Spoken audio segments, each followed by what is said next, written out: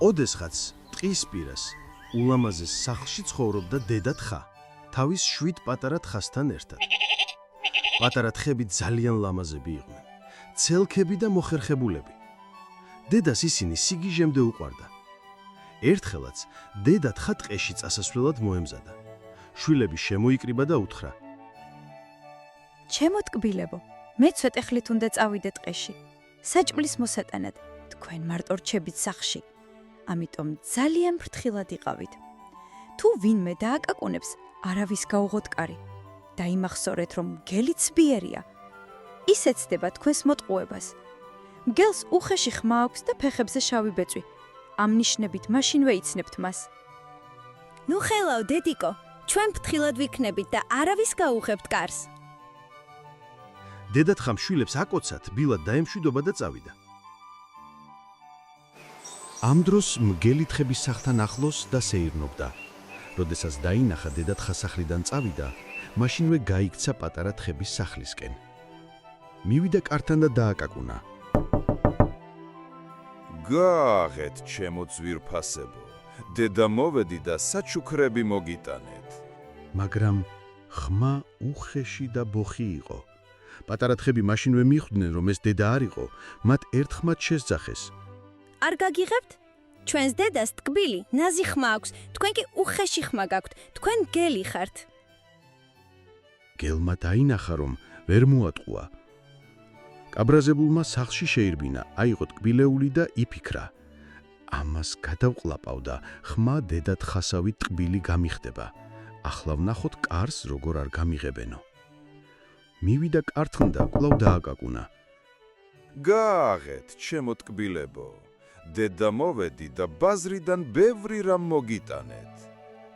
ამჯერად ხმა ისეთი ტკბილი იყო, რომ პატარა თხებს შეეპარა თეჭვი. მათ შესძახეს. გვაჩვენე ფეხი კარის ქვემოდან, რომ დავწმუნდეთ დედა ხარ. მგელმა ფეხი შემოსწია, მაგრამ ვაი რომ მისი ფეხი შავი იყო და ბეწვიანი. პატარა თხემ მაშინვე ამოიცნეს. არ გაგიღებთ, ჩვენს დედას ფეხები არ აქვს შავი, თქვენ გელი ხართ. მგელი კიდევ უფრო გაბრაზდა. ისევ გაიქცა. ამჯერად მცხოველს ეწვია. მცხოველო, ფქვილი მინდა, ფქვილი, რომ ფეხებზე მოვიყარო და თეთრი გამიხდეს. მცხოველს შეეშინდა და მგელს ფქვილი მისცა. მგელმა ფქვილი ფეხებზე მოიყარა. ისეთი თეთრი გახდა, თითქოს არც არასდროს ყოფილა შავი. შემდეგ კვლავ თხების სახლისკენ გაეშურა. მივიდა კარზე, დააკაკუნა და ტკბილი ნაზი ხმით შესძახა. გააღეთ, ჩემო ძვირფასო ბავშვებო, დედა მოვედი და ყველაფერი რაც გნებავთ, თან მაქვს. პატარა თხებმა ფეხის ჩვენებას თხოვეს. მგელმა ფეხი შემოწია, რომელიც თოვლივით თეთრი იყო. პატარა თხებმა, რომლებმაც მისი ხმა და ფეხი დედისას მიამსგავსეს, იფიქრეს, რომ ეს ნამდვილად დედა იყო. მათ კარი გაუღეს. და ვაი უბედურება, სახლში შევარდა საშინელი მგელი. პატარა თხები შეშინდნენ, შიშისგან გაფითრდნენ და შეეცადნენ დამალვას. ერთი მაგიდის ქვეშ შეძვრა. მეორე საწოლის ქვეშ დაიმალა.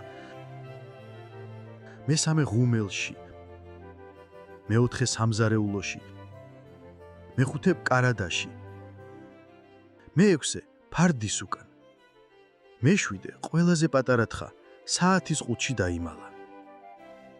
მგელმა ერთი მეორის მიყოლებით იპოვა და გადაყლაპა ყველა პატარა თხა. გარდა იმ პატარა თხისა, რომელიც საათის ყუთში იმალებოდა. სავსე მუცლით მგელი გაბრუნდა სახლიდან და მინდორზე მივიდა.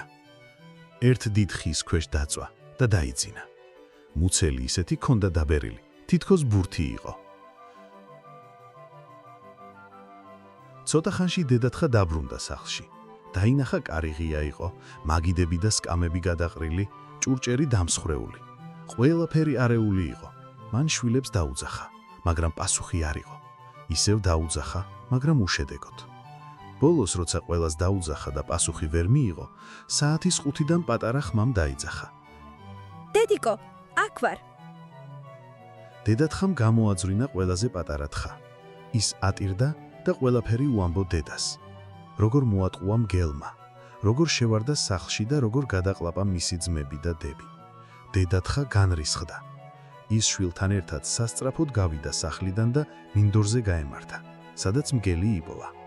მას ხის ქვეშ ღრმად ეძინა, მისი მუცელი კი გაბერილი იყო. იგი სასწრაფოდ დაბრუნდა სახლში, მაკრატელი ნემსი და ძაფი მოიტანა. შემდეგ მძინარე მგელს მიუახლოვდა და ფრთხილად გაუჭრა მუცელი. და წარმოიდგინეთ, მუცლიდან ამოვიდნენ პატარა თხევი, ყველა ცოცხალი და უნებელი. ისინი სიხარულისგან გადაირივნენ და დედას მოეხვინენ. დედათხა უთხრა: ახლა სწრაფად, ჩემო ძვირფასებო, წადით და მდინარიდან დიდი ქვები მოიტანეთ. თხებმა სასწრაფოდ მოიტანეს ქვები. დედათხამ ეს ქვები მგელს მუცელში ჩაუდო, შემდეგ კი ფრთხილად გაუკერა მუცელი, ისე რომ მგელს არც გაღვიძებია. როდესაც მგელმა გაიღვიძა, წყურვილმა შეაწუხა. მუცელი ისეთი მძიმე ჰქონდა, რომ ძლივს გაინძრა.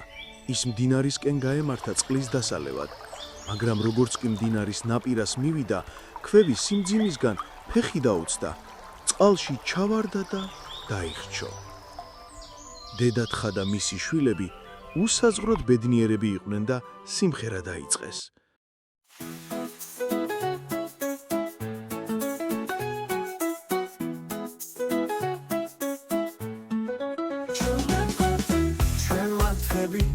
ხიარული და ცალკები ვეღარ შევჭამს მელი ავი დაბოროტი გადაურჩით დედა ხოსიერი ვიცემოთ და ვიმღეროთ დღეა ბედნიერი ზეანართებს ბალახი მწვანეა ვეღარ გვაშინებს ბოროტინდელი ვიმღერებ და ვიცეკვეთ მუდამ ჩვენ ვართ სულ ბედნიერები ჩვენ ვართ ხიარული და ცალკები ვეღარ შევჭამს მელი ავი დაბოროტი გადაურჩით დედა ხოსიერი ვიცემოთ და ვიმღეროთ დღეა ბედნიერი ჩვენ ვართ ხიარული და ცალკები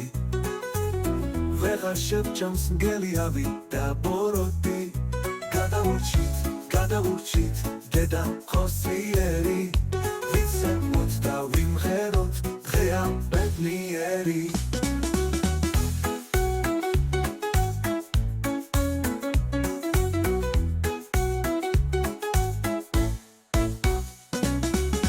დედა მოვიდა მაკრატლით ხელში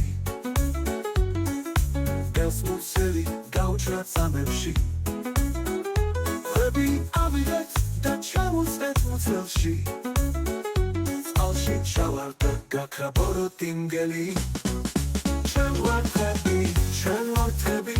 ხიარული და ცალკები ვეღარ შევჭამს მგელი ავი დაბოროტი გადაურჩით დედა ხოსიერი ვიცემოთ და ვიმღეროთ დღეა ბედნიერი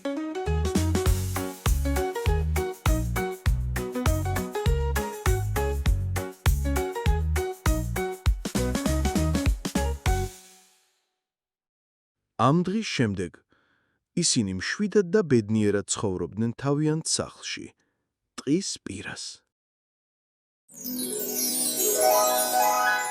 გამოიწერეთ ზღაპარიყოს YouTube არხი.